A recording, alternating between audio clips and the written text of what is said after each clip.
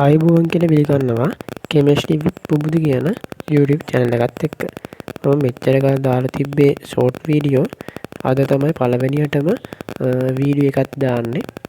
එතකොට අද මම පළවෙනියටම කතා කරන්න හදන්නේ. ඒ කියන්නේ පළවෙනි වීඩියෝ එකේම කතා කරන්න හදන්නේ ඇමෝනියා ගැන.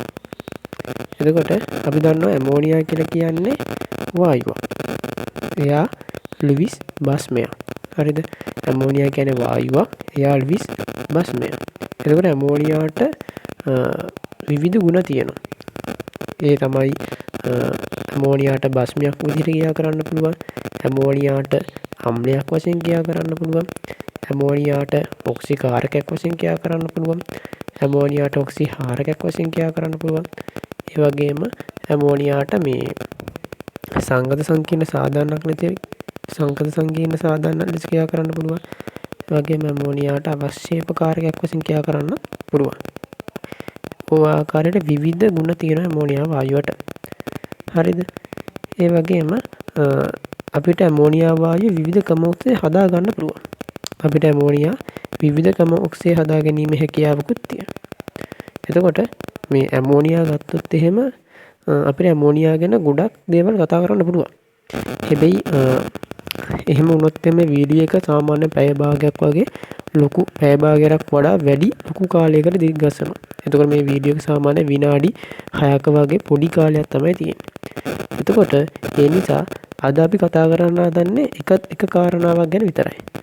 අද අපි කතා කරන්නේ ඇමෝනියා සාදා ගන්න එක් ආකාරයක් ගැන. නෝර ඇමෝනියා ගොඩක් කම වලින් හදා ගන්න පුළුවන්. ඒ වුණාට අද අපි කතා කරන්නේ ඇමෝනියා සාදා ගන්න එක් ආකාරයක් ගැන. එතකොට ඒ තමයි ඇමෝනියා හදා ගන්න ආකාරය වෙන්නේ අර ඇමෝනියා ලවණ රත් කළා ඇමෝනියා සාදා ගන්න ආකාරය ගැන තමයි අද අපි කතා කරන්නේ. අද අපි කතා කරන්නේ ඇමෝනියා ලවණ රත් කළා ඇමෝනියා වායුව නිෂ්පාදනය කර ගන්න ආකාරය. හරිද? ඊට වඩා වෙනත්කම මගින් ඇමෝනියා නිෂ්පාදනය කර ගන්න පුළුවන්.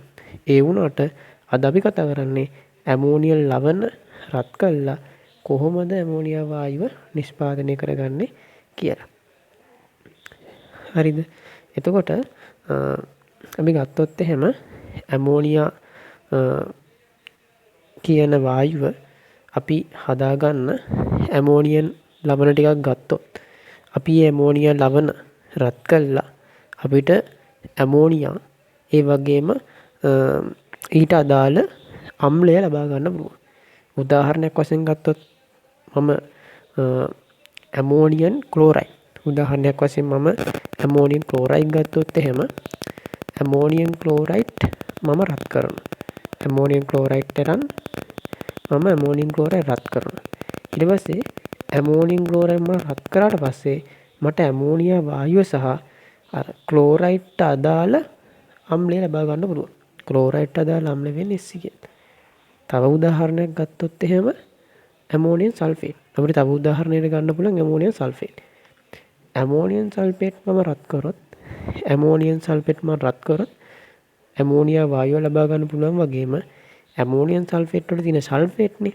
සල්ෆේට්ට අදාළ අම්ලය ගන්න පුළුවන්. සල්ෆේට්ට අදාළ අම්ලය ගන්න පුළුවන්. සල්ෆේට්ට අදාළ අම්ලය වෙන්නේ සල්ෆියුරික්. හරිද? ඔන්න ඔය ආකාරයට අපිට විවිධ ඇමෝනියම් ලවණ වලට ප්‍රතික්‍රියා ලියලා අපිට පෙන්වන්න පුළුවන්. හරිද? එතකොට මම උදාහරණ දෙකක් විතරයි ගත්තේ. හරිද? ඒ වුණාට අපෙන් ප්‍රශ්නයක් ඇහුවොත් එහෙම සියලුම ඇමෝනියම් ලවණ රත් කළා ඇමෝනියා වායුව ලබා ගන්න පුළුවන්ද කියලා ඇහුවොත් අන්නේ ප්‍රකාශය වැරදි. හරිද? මේ ලෝකයේ තියෙනවා ඇමෝනියම් ලවණ 3ක්. අන්න ඒ ඇමෝනියම් ලවණ 3 රත් කළා ඇමෝනියා වායුව ලබා ගන්න බැහැ. එතකොට ලැබෙන්නේ වෙනස් ඵල 3. ඒ තමයි ඇමෝනියම් නයිට්‍රේට්, ඇමෝනියම් නයිට්‍රයිඩ් සහ ඇමෝනියම් ඩයික්‍රෝමේට්. අපි ඇමෝනියම් නයිට්‍රේට් රත් කරොත් අපිට ලබා ගන්න පුළුවන් N2O. අපිට ඇමෝනියම් නයිට්‍රේට් රත් කරොත් N2O සහ දෙකක් ජලය ලබා ගන්න පුළුවන්. හරිද? N2O කියලා කියන්නේ සිනහ වායුවට. ඊට පස්සේ අපිට ඇමෝනියම් නයිට්‍රයිට් රත් කරොත් NO සහ දෙකච්චරය ලබා ගන්න පුළුවන්. ඒ වගේම ඇමෝනියම් ඩයික්‍රෝමේට් රත් කරොත් අපිට ලබා ගන්න පුළුවන් වෙන්නේ N2Cr2O3 සහ 4ක් ජලය. මෙහිදී ලැබෙන Cr2O3 කියලා කියන්නේ සාමාන්‍ය නිල් කොළ පාටට හුරු ඝනයක්. එයා ඇවිල්ලා සොලිඩ් එකක්. එයාගේ පාට ඇවිල්ලා නිල් කොළ පාටට හුරු පාටක් තමයි තියෙන්නේ. එතකොට අපි හොඳින් මතක තියාගන්න ඕනේ ඇමෝනියම් ලවණ තුනක් තියෙනවා. ඒ තමයි ඇමෝනියම් නයිට්‍රේට්, ඇමෝනියම් නයිට්‍රයිට් සහ ඇමෝනියම් ඩයික්‍රෝමේට් කියලා. අන්න ඔය ඇමෝනියම් ලවණ තුන රත් කරොත් අපිට ඇමෝනියම් වායුව ලබා ගන්න බැහැ. අපිට ලැබෙන්නේ වෙනස් ඵල. හරිද? අන්න ඔය කියන ඇමෝනියම් ලවණ තුන හැරෙන්න මේ ලෝකයේ තියෙන අනිත් සියලුම ඇමෝනියම් ලවණ රත් කරොත් ලැබෙන්නේ ඇමෝනියා වායුව සහ ඊට අදාළ අම්ලය. හරිද? අපි ඊළඟ දවසේ ඇමෝනියා ගැන තවත් විස්තර කතා කරමු. එහෙනම් අපි අදට සමුගමු. මේ YouTube channel එක subscribe කරලා තියාගන්න. එහෙනම් බුදු සරණයි.